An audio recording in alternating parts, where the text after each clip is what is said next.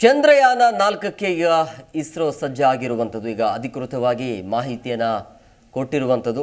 So ಚಂದಿರನ ದಕ್ಷಿಣ ಧ್ರುವದಲ್ಲಿ ಗಗನನೌಕೆಯನ್ನು ಇಳಿಸುವಲ್ಲಿ ಯಶಸ್ಸು ಕಂಡಿರುವಂತಹ ಇಸ್ರೋ ಈಗ ಚಂದ್ರನ ಅಂಗಳಕ್ಕೆ ಮತ್ತೊಮ್ಮೆ ತೆರಳಿ ಅಲ್ಲಿನ ಮಾದರಿಗಳನ್ನು ಮರಳಿ ಭೂಮಿಗೆ ತರುವ ಬಾಹ್ಯಾಕಾಶ ಕಾರ್ಯಕ್ರಮ ಚಂದ್ರಯಾನ 4ಕ್ಕೆ ಈಗ ಸಿದ್ಧತೆ ನಡೀತಾ ಇದೆ.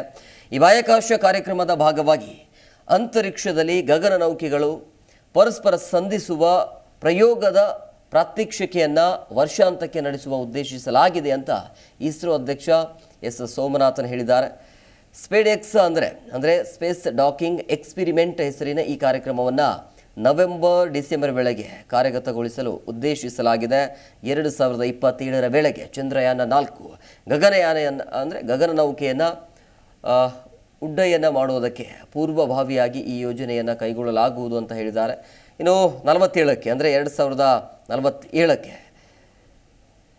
ತಮ್ಮದೇ ಆದ ಬಾಹ್ಯಾಕಾಶ ನಿಲ್ದಾಣ ಸ್ಥಾಪಿಸುವುದು ಬಾಹ್ಯಾಕಾಶ ಕಾರ್ಯಕ್ರಮದ ಆದ್ಯತೆ ಆಗಿದೆ. ಇಂತಹ ನಿಲ್ದಾಣ ಸ್ಥಾಪನೆಯಿಂದ ಚಂದ್ರನೆಡೆಗೆ ತೆರಳುವುದು ಮತ್ತಷ್ಟು ಸುಲಭವಾಗಲಿದೆ.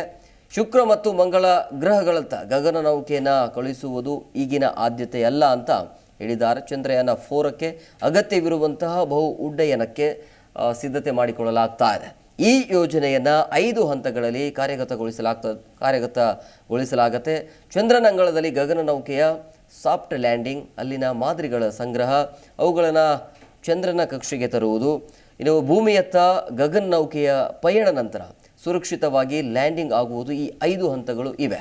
ಸೊ ಮಾನವ ಸಹಿತ ಗಗನಯಾನಕ್ಕೆ ಸಂಬಂಧಿಸಿದ ಮೊದಲ 3 ನಿರ್ಣಾಯಕ ಪರೀಕ್ಷೆಗಳನ್ನು ಡಿಸೆಂಬರ್ ಒಳಗೆ ಪೂರ್ಣಗೊಳಿಸಲಾಗುವುದು.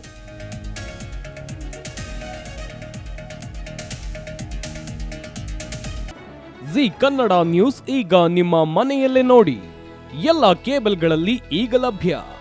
ಸನ್ direct 292, Jio TV 1334, U digital 162, city cable 51, GTPL 17, Abhishek cables 821, rock line telecommunication 51, Shri Basaveshwara number 60, Vinayaka digital number 53, in digital number 896ರಲ್ಲಿ ನಿಮ್ಮಿಸ್ತದ ಜಿ ಕನ್ನಡ ನ್ಯೂಸ್ ನೋಡಿ ಆನಂದಿಸಿ.